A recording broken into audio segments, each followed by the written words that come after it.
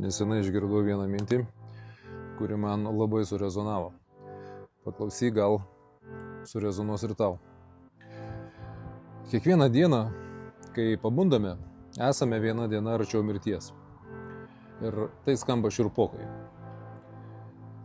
Bet kuo daugiau apie tai galvoju, tuo labiau suprantu, kad tai nėra apie mirtį, tai yra apie laiką. Nes mes elgiamės taip, lyg turėtumėm begalę laiko. Atidedam sprendimus, atidedam pokalbius, atidedam svarbius pokyčius savo gyvenime.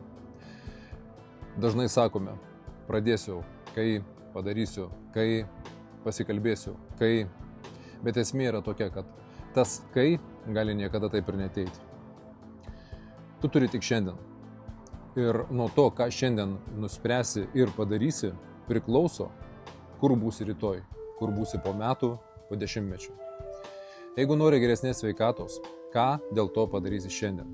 Jeigu nori didesnių pajamų, ką dėl to padarysi šiandien? Jeigu nori kitos aplinkos, ką dėl to padarysi šiandien? Ne praeitis ir aplinkybės tave riboja nuo to, ko tu nori. Tave keičia tai, ką padarysi per artimiausias 24 valandas. Todėl klausiu tavęs, ką padarysi šiandien, kad rytoj būtum arčiau to, ko nori. Jeigu tai, ką išgirdai, surezonavo, parašyk komentaruose taip ir pasidalink šio video.